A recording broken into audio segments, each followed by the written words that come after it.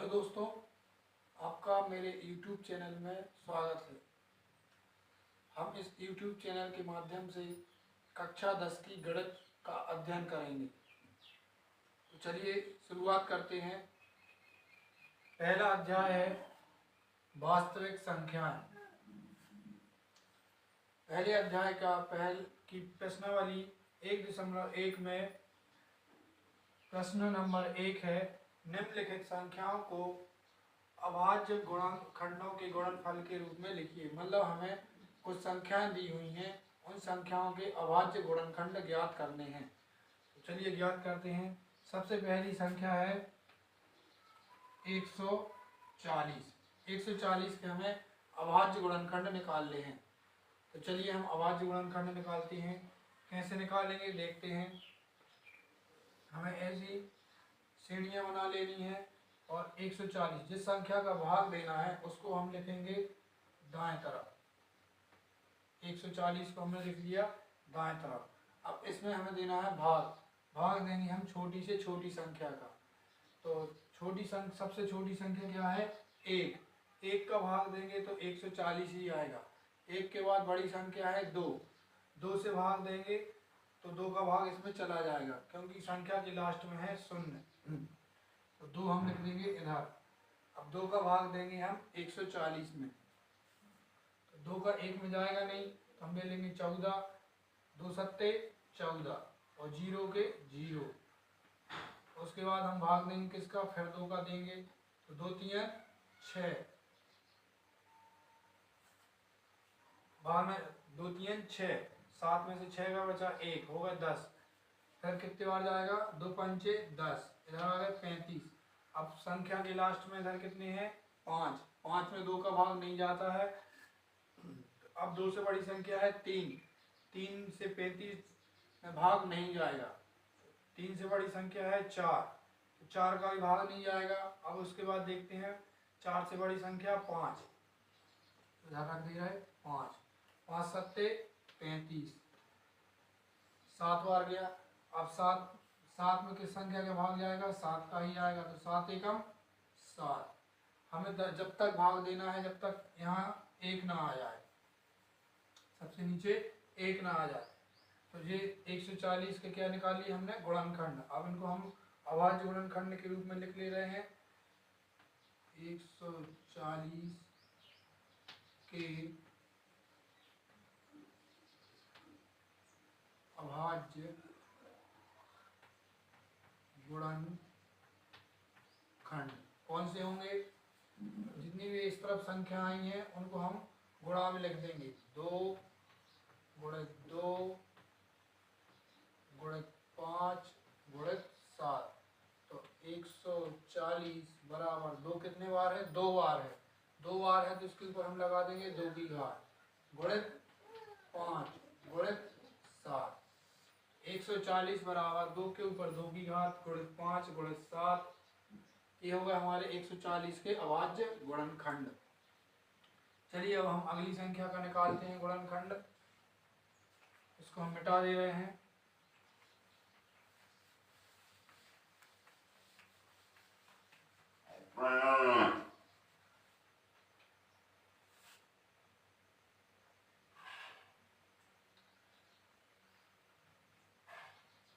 अगली संख्या है 156। 156 के अभाज्य गुणनखंड। तो जैसे 140 के निकाले ऐसे 156 के निकाल लेंगे।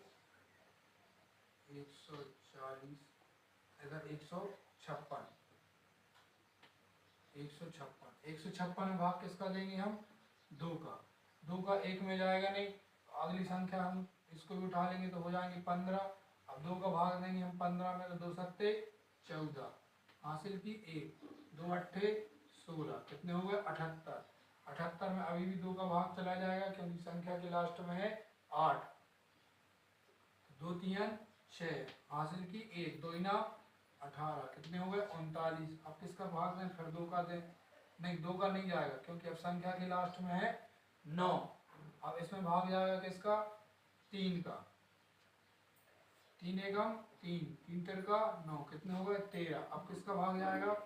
13 का 13 एकम 13। तो 156 के अभाज्य गुणनखंड 156 के अभाज्य गुणनखंड बराबर 2 गुणित 2 गुणित 3 गुणित 13। इसको हम ऐसे भी लिख देंगे 156 बराबर 2 के ऊपर 2 की घात गुणित 3 गुणित 13। ये होगा 156 की अभाज्य गुणनखंड। क्या किया, हमारे पास संख्या थी 156 में हमने सबसे पहले भाग दिया 2 का भाग क्यों दिया, क्योंकि संख्या के लास्ट में कितने हैं 6 है, तो 2 का भाग दिया, 2 का 1 में गया नहीं, तो पहले ले ली हमने 15, फिर 2 का भाग 15 में दिया तो 2 सत्ते 14 हासिल की 1, तो 2 अट्ठे 16, 2 तीन 6 हासिल की 1, कितने हो गए 18, 2 इनाम 18। अब किसका भाग देंगे 3 का, 3 एकम 3, 3 तिरका 9, 13 का दिया तो 13 एकम 13। तो आ गए हमारे 2 गुणित 2 गुणित 3 गुणित 13। तो 156 के अभाज्य गुणनखंड 2 गुणित 2 गुणित 3 गुणित 13। तो 156 बराबर 2 के ऊपर 2 की घात गुणित 3 गुणित 13। तो ये होगा हमारे 156 के अभाज्य गुणनखंड। अब हम अगली संख्या के गुणनखंड निकालेंगे।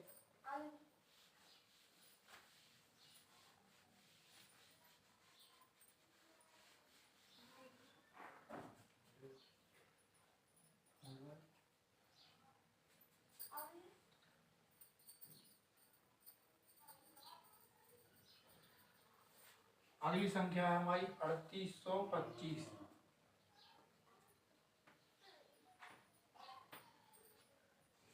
3825 इसमें हम भाग देना शुरू करेंगे। ऐसे हमने सीढ़ियां बना ली। 3825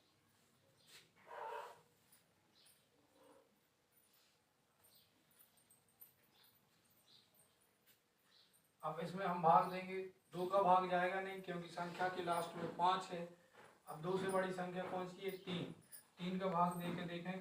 3 के भाग देने का नियम क्या है, इन दोनों चारों संख्याओं के योग में 3 का भाग जाना चाहिए। 8 और 3 11, 11 और 2 13, 13 और 5 18, 18 में 3 का भाग चला जाता है। चलिए अब हम यहाँ लिख ले रहे हैं 3, 3 एकम 3, 3 दूनी 6 हासिल की 2, 3 साते 21 हासिल की 1, 3 पाँचे 15, कितने होगा 1275। अब इसमें हम फिर किसका भाग दें 3 का, 3 का 1 में जाएगा नहीं, 3 चौके 12, 3 दूनी 6 हासिल की 1, 3 पाँचे 15, 425।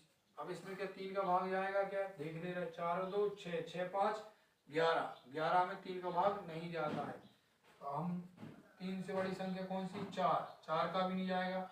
अब ले रहे हम कौन सी संख्या 5, 5 अट्ठे 40, कितने बचे 2, पचम 25, कितने हो गए 85, 85 हम फिर किसका भाग दें 5 का, 5 एकम 5 हासिल की 3, 5 सत्ते 33, किसका दें भाग 17 का, 17 एकम 17। तो ये आ गए हमारे 3825 के अभाज्य गुणनखंड। लिख ले रहे हम 3825 के अभाज्य गुणनखंड कितने आए हैं 3 गुणित 3 गुणित 5 गुणित 5 गुणित 7। तो लिख ले रहे हम 3825 बराबर 3 गुणित 3 गुणित 5 गुणित 5 गुणित 7। इसको हम ऐसे भी लिख लेंगे 3 के ऊपर 2 की घात, 5 के ऊपर 2 की घात गुणित 7। ये होगा हमारे 3825 के गुणनखंड। चलो हम अगली संख्या लिखते हैं।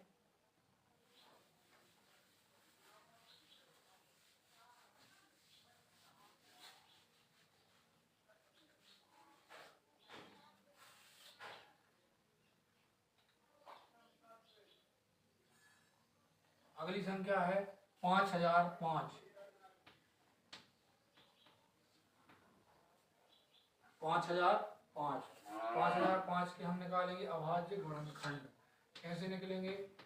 5005 को हमने लिख लिया दाएं तरफ, इसमें हम किसका भाग दें? 2 का। 2 का तो जाएगा नहीं क्योंकि संख्या के लास्ट में 5 है। 3 का जाएगा क्या? तो 5 और 5 10, 10 में 3 का भाग नहीं जाता है। अब फिर उसके बाद में 4, 4 का भी नहीं जाएगा। अब संख्या ले रहे हैं 5 क्योंकि संख्या के लास्ट में है 5। इधर लिख लिया हमने कितने? 5। 5 एकम 5, 5 शून्यम 0, 5 शून्यम 0, फिर 5 एकम 5। कितने आ गए हमारे पास? 1001। अब इसमें क्या 5 का भाग जाएगा? नहीं जाएगा, संख्या के लास्ट में 1 है। अब कौन सी संख्या ले लें हम? 7। 7 लेके देख ले। 7 का 1 में जाएगा नहीं, 10, 7 एकम 7, कितने हो गए? 30, 7 चौके 28, इधर कितने ले लें? 2, 7 3 21, कितने होगा? 143। 143 में किसका भाग जाएगा? अब 7 का जाएगा क्या? 7 दूनी 14, 3 शेष रहेगा। अब 7 के बाद 8, 8 का भी नहीं जाएगा। 9 का 3 का नहीं जा रहा तो 9 का भी नहीं जाएगा, 10 का भी नहीं जाएगा। अब संख्या ले रहे हैं हम 11। 11 एकम 11, 3 बची, 11 3 33, कितने बचे आ गए? 13, 13 एकम 13। अब लिख रहे हैं 5005 के 5 के अभाज्य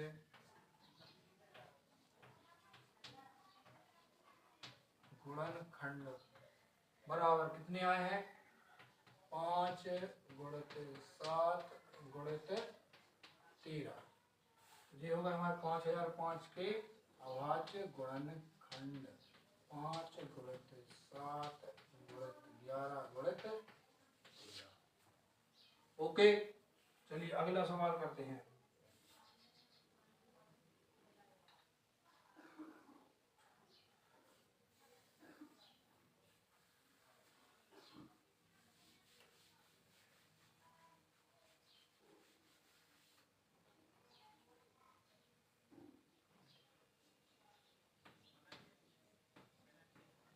अगली संख्या है 7429।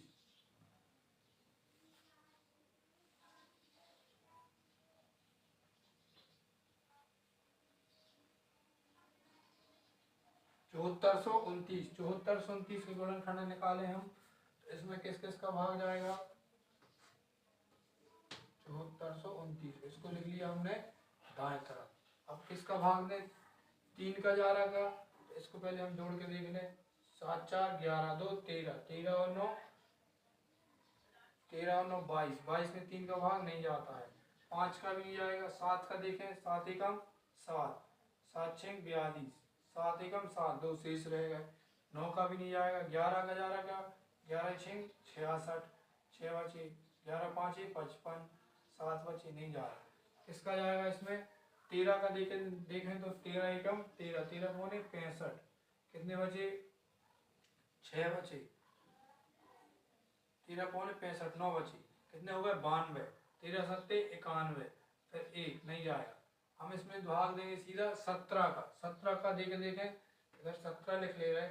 17 एकम 17 दूनी 34, 17 3 क्या? 17 चौके 68, 17 चौके 68, कितने बचे? 6, 17 एकम 17 दूनी 34, 17 3 51, 11, कितने होगा? 119, 17 सत्ते 119, कितने आ गए? 437। 437 में किसका भाग दें हम? 17 का जाएगा क्या? 17 एकम 17, 17 दूनी 34, 9 बची, तो हो जाएंगे 97। 17 से 97 नहीं कटते हैं। अब 17 से बड़ी संख्या कौन सी है? 19। 19 का देख रहे, 19 एकम 19, 19 दूनी 38, कितने आए? 57, 19 किया 57, कितने आ गए इधर? 23। अब 23 में 23 का भाग दे देंगे क्योंकि यह अभाज्य संख्या है। 23 एकम 23, तो 7429 के अभाज्य